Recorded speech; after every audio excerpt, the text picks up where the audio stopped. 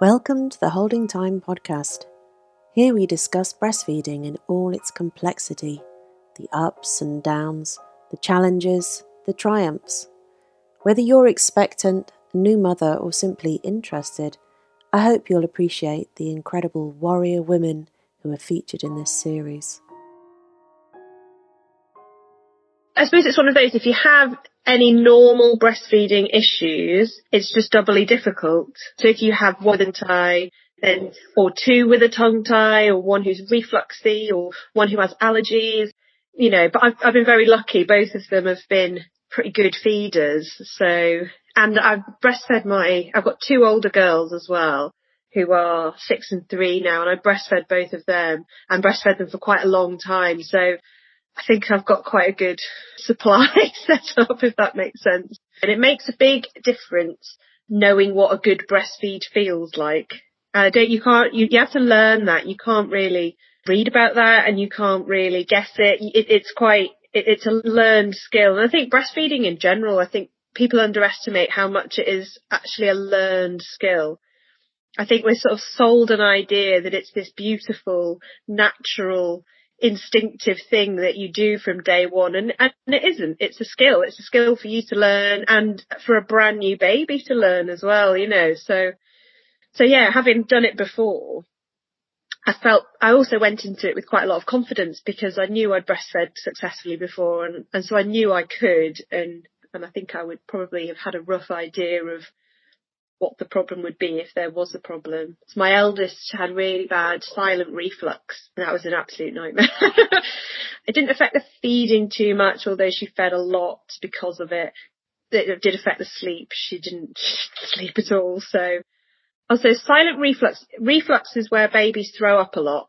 So they throw up after every feed, and they can either be like happy sickers, I think they call them. So they just throw up a lot and they're not bothered, and you just keep feeding them and it's fine. Or you get ones that aren't very happy because being sick a lot hurts. So I think it depends on where they're sick from, if that makes sense. If they're sick and it's just a bit of like positing, it's just a bit of milk. If it's from further down, it's a bit more acidic. Silent reflux is where they're not sick. So it rises and it doesn't come out. So it really hurts their throat, basically. You get like a double burn of uric acid going up. It's really horrible. So they just have like sort of a chronic sore throat. So they're just very sad babies. So we didn't get a lot of support, I would say, to start with, because it was and this is where the confidence comes in, doesn't it? Because it was our first baby.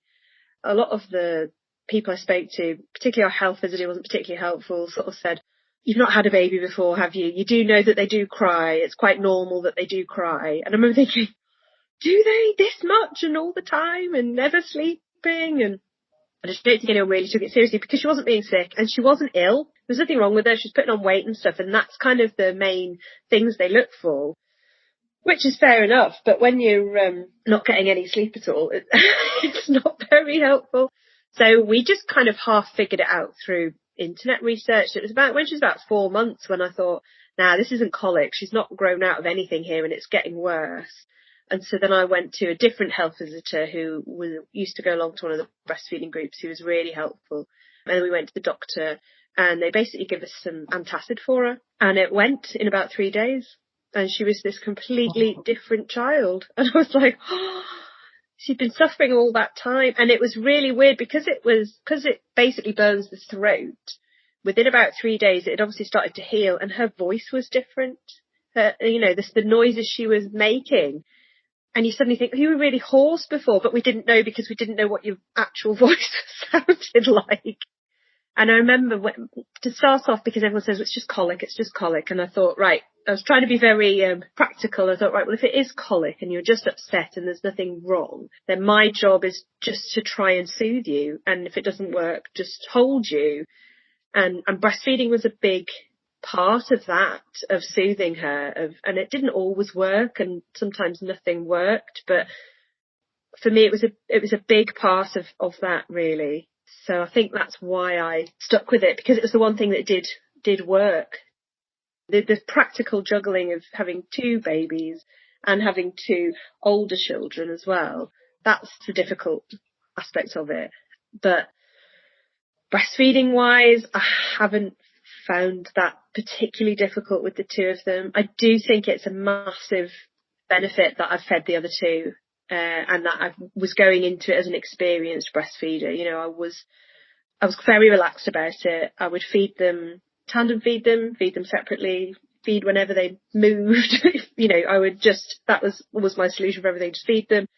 I always fed in public, so that I didn't have that hurdle to overcome. And I think for me, and I don't know because I've never bottle fed a baby, I think breastfeeding, if you crack it, is easier. It's very, very convenient. You can whip them out wherever. And I think the logistics of bottle feeding twins blows my mind. I don't know how people do it, because you can tandem feed when you're breastfeeding. You can't tandem feed babies if you're bottle feeding them, because where do you put them?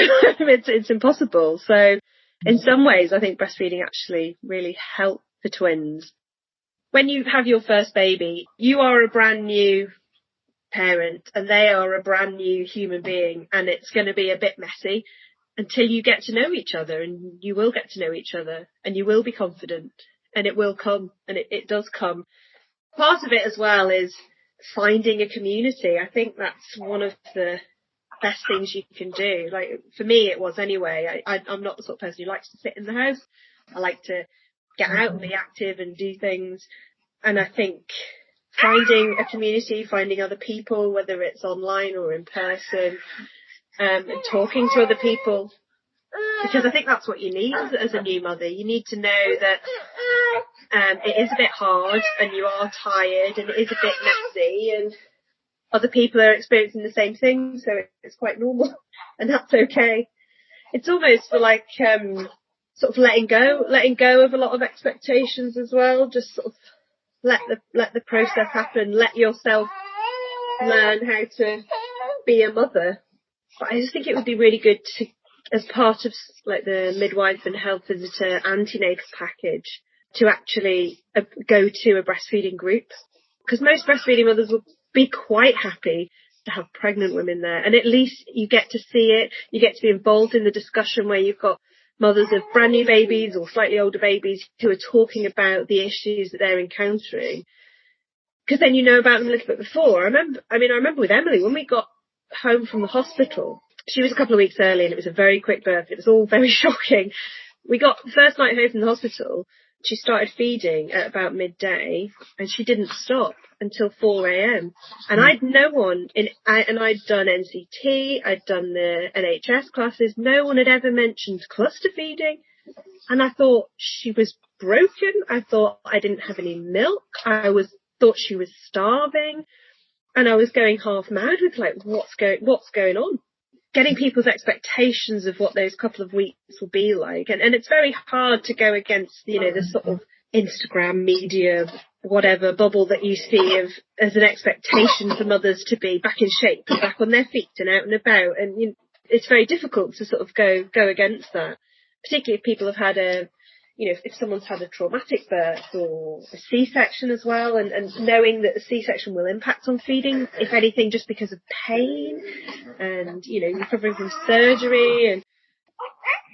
But then again, when I had the twins and when I had Evie, my middle daughter, I knew about cluster feeding and I thought, brilliant, I'm going to get loads of food, I'm going to put the feet up and I'm going to watch the telly. and having that approach to it, rather than the first time having never heard of it and thinking my baby was starving, that's a totally different experience. The other thing that I found really helpful, I do think there's more in terms of, face-to-face, more that could be done. I have found with all my children really good online support. So on the Wirral, there's a really good Wirral Breastfeeding Mothers Facebook group. There's lots of very, very experienced mothers on there. So anything that's posted on there, people post answers pretty much straight away. It's really, really helpful. And it's really, I remember particularly with Emily, just reading other people's experiences on there. And you think, oh, right, that's normal, that's fine. And that was really, really handy.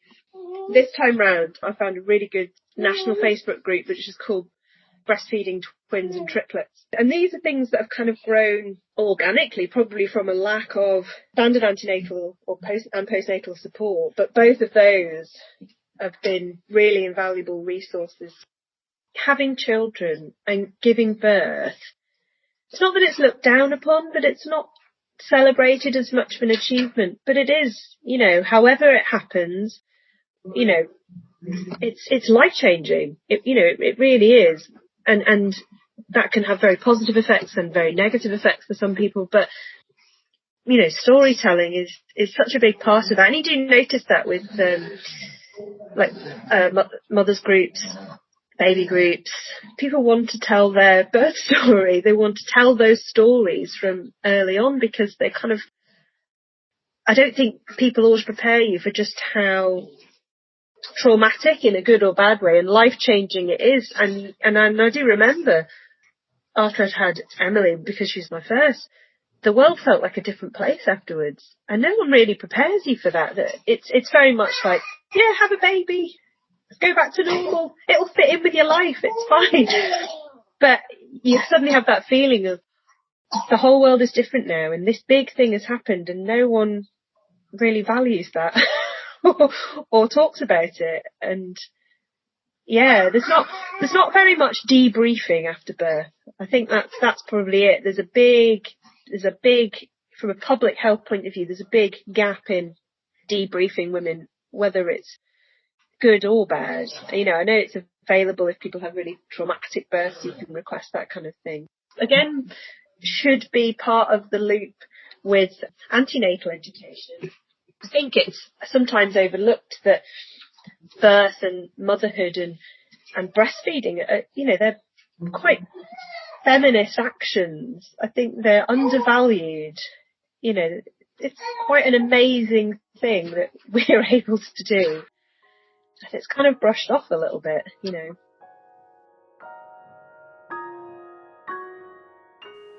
Thanks for listening, and thanks to everyone involved, our funders, Cheshire and Merseyside Women's Health and Maternity Programme, Arts Council England Lottery Awards for their support, along with all the amazing mothers and partners who have helped to make this project happen.